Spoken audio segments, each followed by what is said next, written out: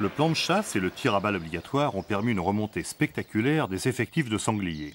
Le cochon, comme on dit familièrement, n'est plus si rare, mais garde tout son prestige. Le sanglier est vraiment le gibier de rêve pour la plupart des chasseurs. Ici, à l'espace Rambouillet, ils sont une centaine sur 200 hectares. On les nourrit toute l'année et pourtant ils retournent des hectares de pelouse pour trouver leur nourriture.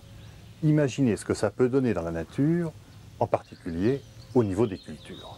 La chasse en parc n'est pas facile, à condition de chasser les sangliers avec des chiens et de ne tirer que l'animal de chasse. Quand les densités sont importantes, les chasseurs veulent tirer pour réaliser le tableau. Là où il y a peu de gibier comme dans la Sarthe, ils préfèrent faire chasser les chiens, quitte à ne pas tous prendre leur fusil. Normalement, on doit demander l'autorisation. Les gens chez nous, là, ils vont aussi bien suivre sans fusil. Hein. Ça, c'est pas un problème. On chasse. Le but, c'est quand même de faire chasser des chiens et pas d'avoir au bout un résultat obligatoire, quoi. Le but, c'est d'abord que les chiens chassent, que les gens qui tirent aussi se fassent plaisir, avoir une émotion de tir, mais qu'au bout, si on veut du résultat, on met des gens tout autour d'une enceinte et on fait du tir et non pas de la chasse. Nous, on veut une action de chasse. Pour la chasse à tir, on utilise volontiers les chiens courants comme les petits gascons saintongeois qui traquent avec le même enthousiasme le chevreuil, la biche et le cochon. Des chiots qui ont 1 mois et demi. Alors la mère, elle a 3 ans. Le père, idem, même âge. Hein. Alors le standard du petit gascon pour les femelles, 60 à 63 au Torgaro. Hein. Et un poids environ autour de 30 kg, hein, enfin de 28 à 32 kg en gros. Hein. Alors ce sont des chiens au point de vue gorge, pour moi, qui sont exceptionnels. Des chiens assez lents, assez fins de nez. Au point de vue caractère, des chiens souples de caractère, assez faciles à dresser.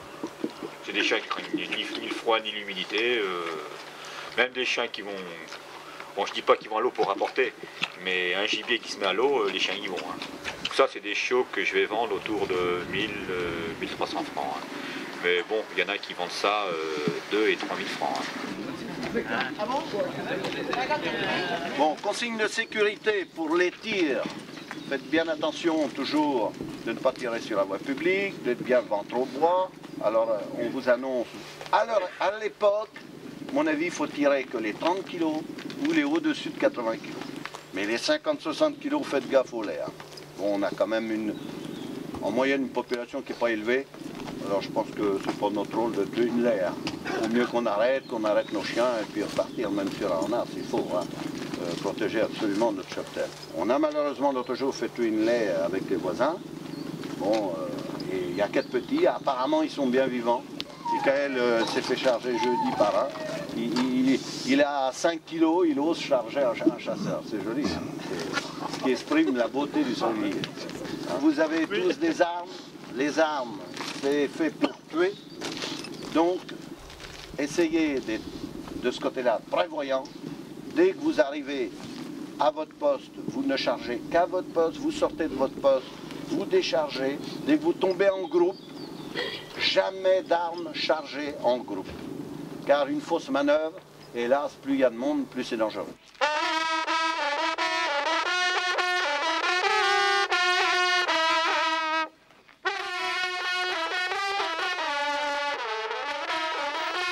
Les maîtres d'équipage et les conducteurs de chiens pratiquent aussi bien la chasse à courre que la chasse à tir et les traditions de vénerie restent très fortes dans cette région.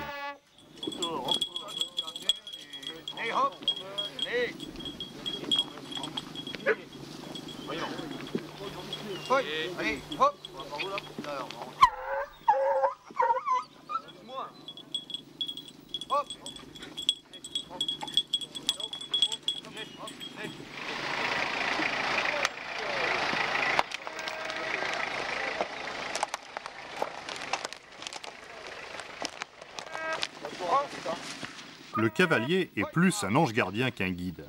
Pour la plupart des chasseurs, ils suivent à pied ou en voiture. Ce qui les intéresse le plus, c'est de voir les chiens chasser.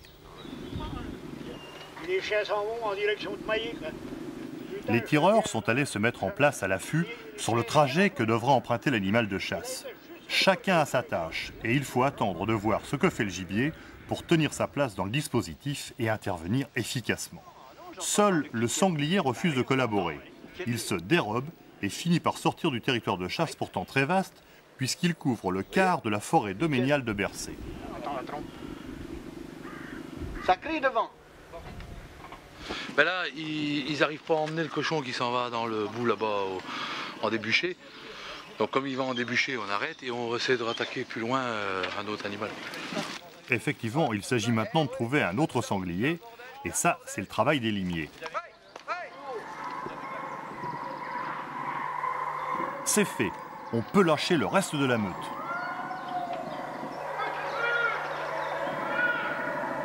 Là, on est reparti sur la route de Tours pour essayer de protéger les chiens, parce que le fait de chasser sur le massif en extérieur, on est obligé d'aller poster des bagnoles en avant. Si jamais nos chiens traversent les routes, on a quand même intérêt à aller envoyer des bagnoles en avant. Les grandes routes, nationales et départementales, sont vraiment la hantise des chasseurs qui craignent toujours l'accident.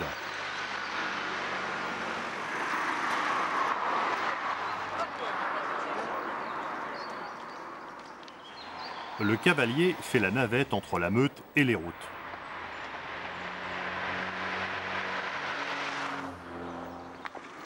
Les tireurs postés ne voient rien venir et pour cause. Le sanglier a contourné leur position et s'est fait coiffer par les chiens près d'une ferme où il a été servi au couteau. Malheureusement, un chien a été bousculé par un chauffard et malgré l'hommage rendu au gibier par les sonneurs, la fête est un peu gâchée.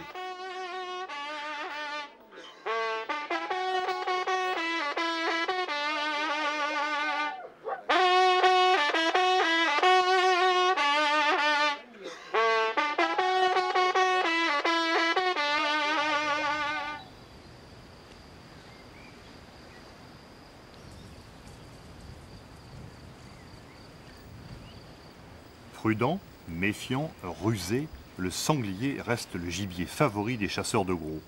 Le revers de la médaille, c'est que les destructions dans les cultures ont aussi grimpé en flèche. Avec une population de l'ordre de 7 à 800 000 animaux, les sangliers causent 80% des dégâts de gibier, ce qui a représenté une facture de 130 millions pour l'année 1998. Omnivore et très prolifique, il dévore joyeusement toutes les céréales avec une prédilection pour le maïs et retourne les prairies pour chercher des vers.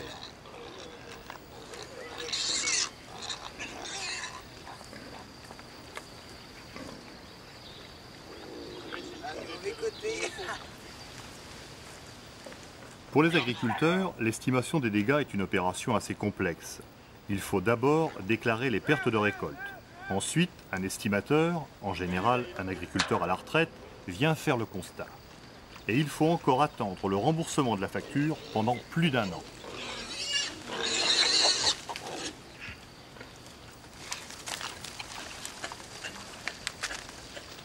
Pour les isoler des cultures, l'idéal est de les enfermer dans de grands parcs de chasse. Certains animaux s'y adaptent et s'y reproduisent, mais la mortalité y est forcément nettement plus importante que la natalité. C'est ce qui a conduit à en faire l'élevage. Bien entendu, dans le département où le sanglier est classé nuisible, il est absolument interdit d'en relâcher dans la nature.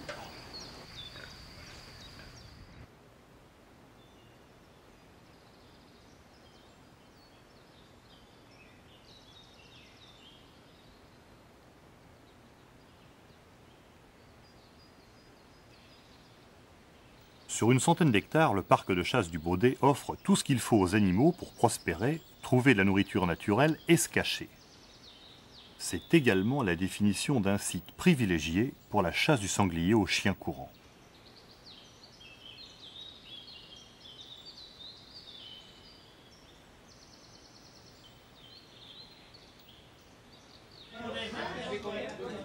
La journée de chasse débute par un vrai repas, tant il est vrai que si l'on sait quand on commence, personne ne peut dire à quelle heure la chasse va finir. L'allée est à double sens, donc soyez très prudents. Ce qui veut dire en clair que quand l'animal aura traversé, vous changerez de côté dans l'allée. Alors pour ce faire, vous attendrez qu'on vous donne le signal de réannonce de début de traque. Hein? Ce qui fait qu'on sonnera un coulon. Joël sonnera, ou Joël ou Goy sonneront.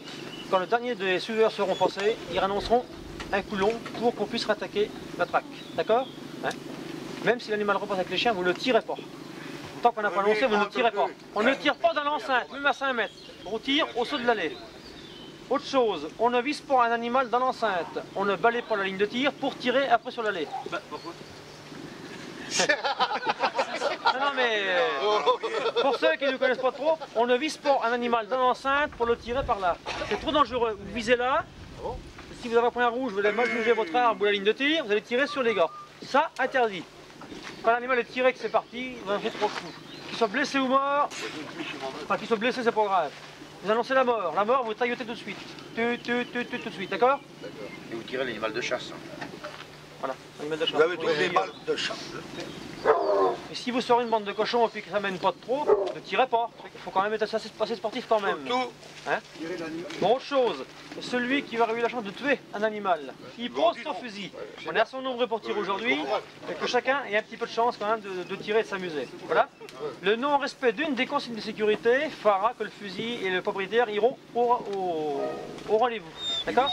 Un animal qui est, quand on arrête parce que l'animal est mort, vous videz vos armes. Aucune arme ne doit être chargée pendant qu'on se promène. Roger!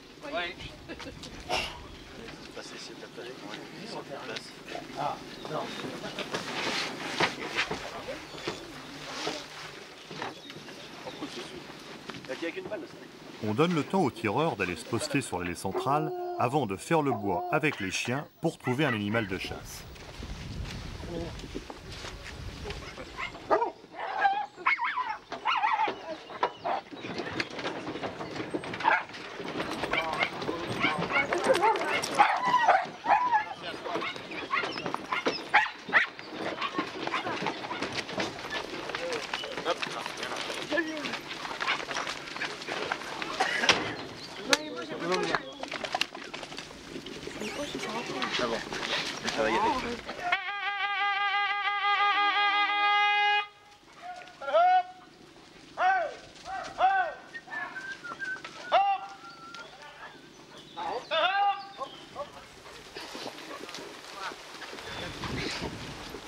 Vous n'avez pas tout à voir parce qu'il y a des chiens qui aboient déjà là-bas. Il n'y a qu'une seule ligne de tir, les sangliers le savent bien et ne sautent l'allée que pressés par les chiens. De plus, seul l'animal de chasse doit être tiré. Un petit groupe ou même un cochon solitaire qui se dérobe sans être mené ne doit pas essuyer un coup de fusil. C'est la règle du jeu et c'est surtout le meilleur moyen pour tout le monde de s'amuser. Rien n'est plus palpitant que le récri des chiens qui mènent et les froissements de branches du sanglier en fuite, surtout quand on espère le voir sauter la ligne à bonne portée.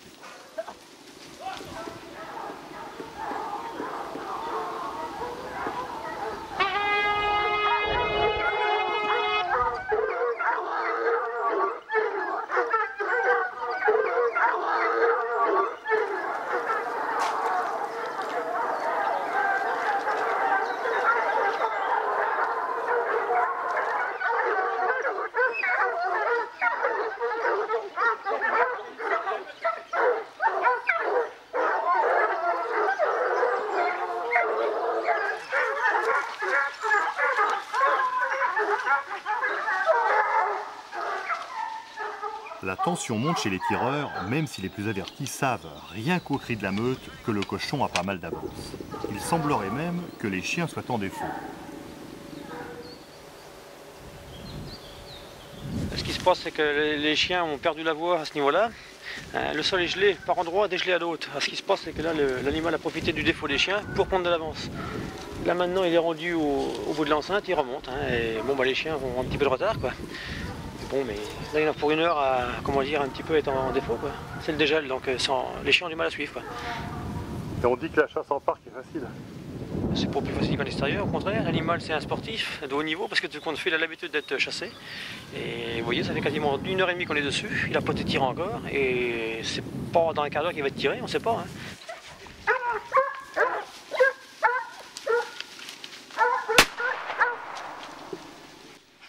À l'étonnement général, un sanglier a été tiré et tué à l'allée. Ce n'est sûrement pas l'animal de chasse. Les tireurs eux-mêmes semblent dubitatifs. T'as pas regardé Gardoum, non?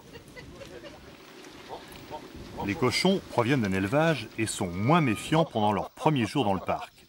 C'est pour ça qu'on ne doit tirer que l'animal de chasse. Même s'ils ne sont pas directement coursés par les chiens, après une seule partie de chasse et un coup de fusil à la ligne, ils ont tout compris. Heureusement, un fox à poil dur détourne l'attention générale en prenant possession du gibier. Les cochons du parc viennent de l'élevage d'Yves Camisi. Bon alors comment on passe du stade de braconnier quasiment, traqueur de biches, à éleveur de sangliers et protecteur de la faune sauvage? Pour le consommer de façon familiale avec les amis, pour faire les festivités, on avait accès que par braconnage ou l'élevage. Je trouvais la solution d'en élever à la suite d'un petit marcassin capturé dans la nature qui était blessé. Ils ont tous 11 rayures. 5 de chaque côté, puis une sur le milieu. On peut les nourrir tous les 2 ou 3 jours, 4-5 jours. Je les nourris en principe le matin quand ils sont encore à la bouge, pour éviter le maximum de contact avec eux. Comme c'est des animaux qui vivent la nuit, des animaux nocturnes, c'est quand même une bête qui sent en sécurité dans l'obscurité. Parce qu'il n'a déjà pas une très très bonne vue, mais il a un odorat et un ouïe très remarquable. À 200 mètres, un sanglier vante la présence d'un prédateur. Par contre, ces animaux-là n'observent pas en l'air, comme il n'y a pas de prédateurs aériens, sinon les hélicoptères. Alors si on est perché lors d'un affût... Ah oui, moi vraiment l'odeur, mais l'odeur, ont tellement l'habitude, les gens se promènent partout maintenant. Le mâle, là, par exemple, c'est combien à peu près? Oh, ben, ça fait 100 kilos, c'est tout. C'est des animaux, j'en avais un qui est monté à 156 et 197. Il avait 7 ans. Mais il ne convenait plus pour la production. Il était trop lourd et puis agressif. Il empêchait les jeunes de faire leur boulot.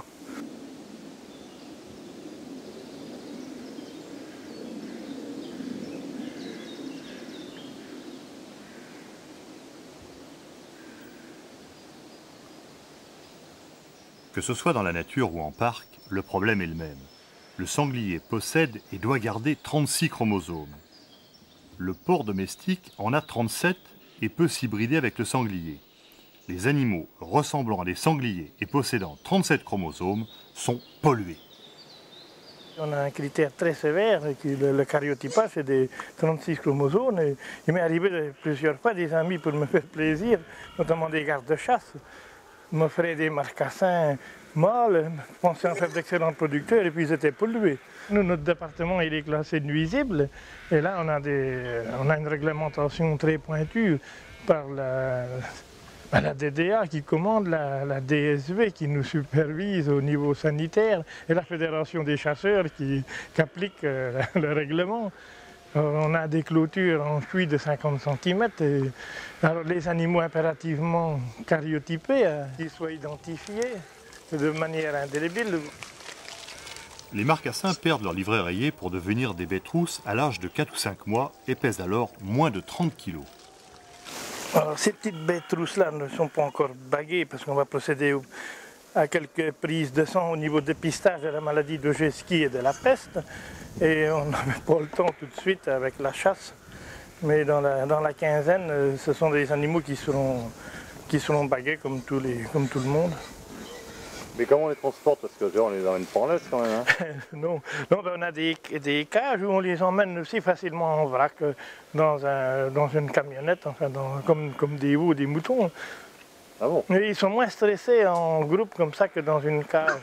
Il faut qu'ils soient le maximum dans l'obscurité. Mais il faut de l'obscurité et de l'air parce qu'ils sont comme nos chiens, ils n'ont pas de pores et ils peuvent pas respirer, ils peuvent respirer que par la gueule. Autrefois, avec les vieux fusils, il fallait impérativement tirer dans le défaut de l'épaule. Et même de face, il ne faut pas tirer de face non plus. Ça peut faire 3 cm d'épais. Et à 20 mètres, ou selon l'arme qu'il a, dès qu'il lève l'épaule, le sanglier va faire demi-tour et on le tire en travers. Parce que le tirer de face, c'est l'échec. Cette fois-ci, le tir était parfait. Par contre, on va changer les postes. Il y en a qui veulent rester par là? Vous vous mettez au milieu et les messieurs vont tirer là. Vous mettez par là. Voilà.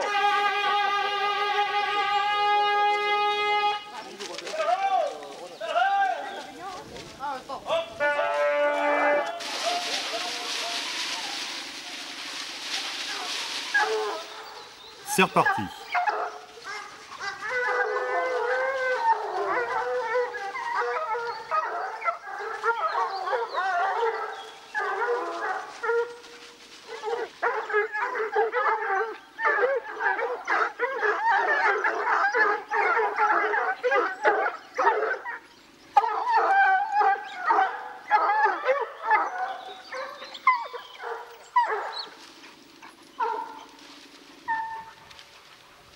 Les chiens ont choisi un gros cochon expérimenté qui connaît toutes les cachettes du parc et ruse plus de 2 heures avant de sauter la ligne.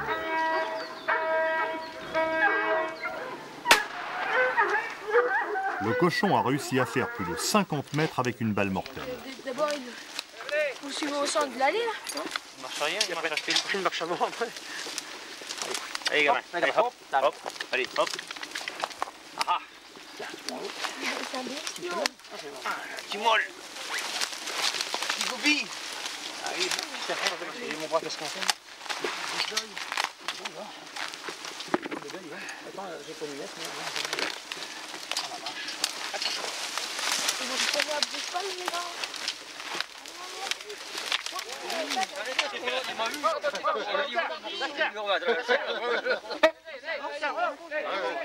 Il y en a une balle à passer en dessous, on voit la trace par terre. Ah ouais.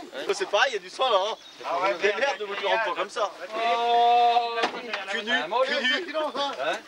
C'est un bon coup. Les gars, faut couper les couilles là. Un troisième animal sera tué en fin de journée, portant le tableau à 3 sangliers pour 25 chasseurs.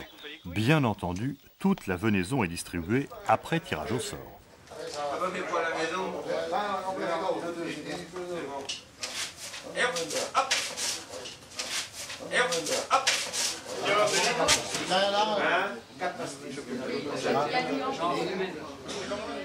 Il est temps de faire les comptes en réglant sa participation à la journée de chasse.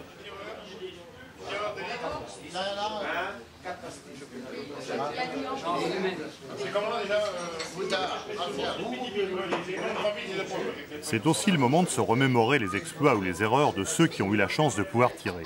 En revanche, tout le monde a suivi les chiens, soit à pied, soit en les écoutant, et a pu partager l'émotion de la chasse.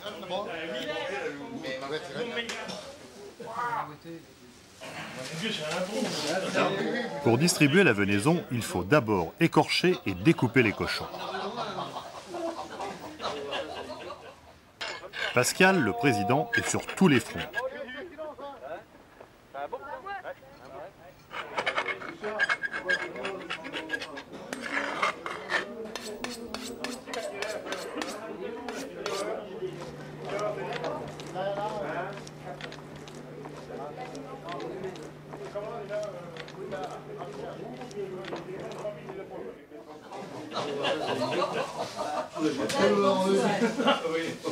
Il est gentil, c'est pas pour Pardon.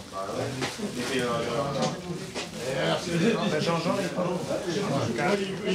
Jean-Jean, là. Il y a que des Anglais qui n'ont pas créé un point.